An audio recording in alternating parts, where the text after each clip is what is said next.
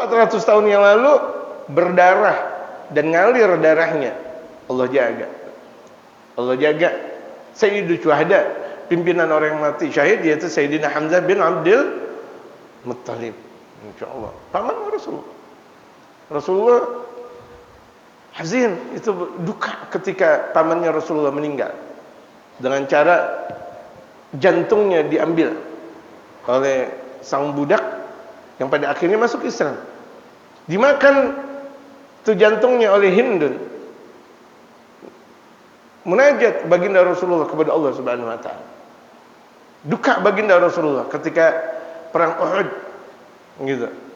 Akhirnya tuh sang budak tersebut enggak lama masuk Islam. Tetap di tangan baginda Rasulullah. Asyhadu an la ilaha illallah wa asyhadu annaka ya Muhammad Rasulullah, masuk Islam. Akhirnya Rasulullah dengan lemah lembutnya, wahai fulan, hari ini engkau jangan di Madinah dah. Engkau udah masuk Islam. Kenapa ya Rasulullah? Aku kan udah masuk Islam. Iya, jangan tinggal di Madinah. Habisan ketika aku melihat engkau, aku ingat pamanku. Tuh lihat. Ada dampaknya dalam diri baginda Rasulullah. Aku melihat engkau, aku melihat pamanku. Betapa tuh engkau tusuk dengan tebingnya engkau ke perut pamanku, dan engkau ambil jantung pamanku. Engkau kasih kepada tuan engkau, Hindun namanya. Dimakan karena bapaknya Hindun meninggal dunia mati itu di perang Badar. Dendam rupa-rupanya dia. Ya, dendam rupa-rupanya. Akhirnya engkau keluar dari Madinah. Gitu. Jadi kalau ada ulama tuh wajar juga. Kalau ngelihat ada orang yang dia nggak suka, malas ngelihat. Kalau ini adalah baginda Rasulullah, apalagi ulama, tapi nggak ada perasaan benci. Cuma mau ngelihat aja malas. Gitu, mau ngelihat malas. Kenapa? Tuh awal dakwahnya dijelek-jelekin sama dia, awal dakwahnya dijelek-jelekin sama dia, awal dakwahnya terus dijelekin, difitnah, diapain, hancurkan dakwahnya. Luar biasa. Akhirnya dia taubat. Benar sih taubat di sisi Allah. Tapi itu mukanya ulama enggak terpandang kepada dia secara khusus. Wah, masih terasa. Enggak benci. Enggak dendam pula ulama, cuma enggak mau ngelihat banyak. Gitu. Wajar. Dan itu adalah hal manusiawi dan tidak dosa. Gitu.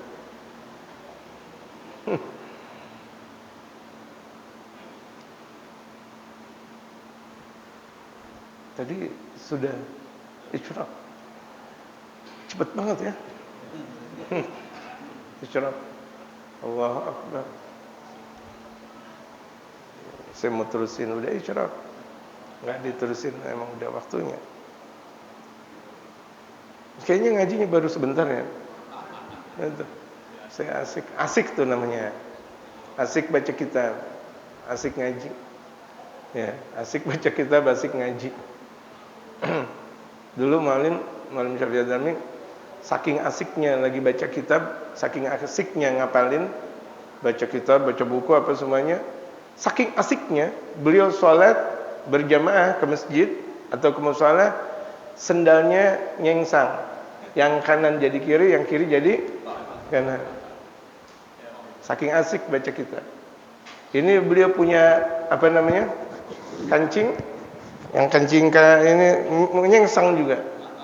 Enggak mikirin dirinya. Orang bilang, nanti ngaji sampai begitu-gitu banget. PI kan Syafi'i, masih muda. Ente ngaji sampai begitu-gitu banget sih. Enggak pakai ente. Lu ngaji sampai begitu-gitu banget. Ngapa emang? Tuh benerin tuh kancing. Insyaallah, iya dia bener. Tuh lihat, lu pakai apa sendal? Iya. Gitu. Berikutnya lupa aja lagi. Bukan dilupa-lupain, lupa karena asik. Lagi baca kitab. Lagi baca kitab asik-asik, waktu zuhur tiba, kan sholat.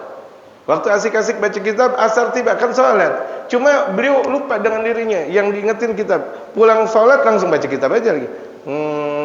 Bahkan terkadang anaknya, ada anaknya yang nomor pertama di situ, ada di sampingnya, beliau asik dengan baca kitab aja. Asik, Masya Allah. Pak minta duit, Pak. lupa. Orang minta duit, lupa mau bilang gimana? Seakan tidak terdengar anaknya minta duit. Orang minta duit. Cuma anaknya juga memang tahu diri juga, enggak keras-keras. Ya akhirnya asik lagi, Pak. Udah lama itu. Ya, dari tadi. Iya. Mau ngapain? Minta duit. Oh iya. Khusyuk. Kalau kita terkadang khusyuk lagi main HP. Padahal istri ada di samping kanan dan kirinya. Oh. Ya, bukan kanan dan kiri. Kalau kanan dan kiri berarti istrinya dua. Kalau nggak di kanan atau di kiri maksudnya. Salah ngomong tuh saya. Istrinya sampai, yuk, Bang. Khusyuk dia. Ada khusyuk dalam kebaikan, ada khusyuk dalam keburukan. Nah, kira-kira kita mau asik dalam mana nih? Kebaikan atau keburukan? Jamaah. Kalau kita asik dalam sholat aja. Mau hujan gede mau enggak. Sebagian ulama ketika itu sholat, kebetulan atasnya bocor. Sholat aja. Enggak terasa. Sampai orang-orang bilang, bocor, enggak dengar orang ngomong bocor. Sholat aja. Selesai salam, basah. Dari mana? Basah langsung, minggir setelah sholat. Al-Imam Ali Zainal Abidin, itu anak cucunya baginda Rasulullah, rumahnya kebakaran. Beliau lagi asik sholat, Allahu Akbar. Kemudian orang-orang di luar, An-nar ya benar Rasulullah. Api, kebakaran, wahai anak Rasulullah. Maksudnya Sayyidina Imam Ali Zainal Abidin. Keluar. Sampai orang udah masuk di dalam rumahnya, masih tetap dalam keadaan asik. Orang-orang lagi nimba air untuk untuk meredam api. Asik. Sampai selesai sholatnya, rumahnya udah hancur semuanya. Kenapa emang? Allahu Akbar. Kenapa? Kebakaran. Alhamdulillah. Kok engkau ucapkan alhamdulillah? Aku lebih memilih Allah daripada rumahku. Allahu Akbar. Kita sholat pakai kain, enggak pakai celana dalam. Tawon masuk, tawon. La ilaha illallah, ini tawon ngapa jadi masuk di sini? Jangankan tawon, laler masuk atau nyamuk dah tengah malam. Astagfirullah, ini laler, makanya sholat pakai celana. Gitu. Kan sewaktu-waktu kalau misalnya tawon masuk kan siap kan?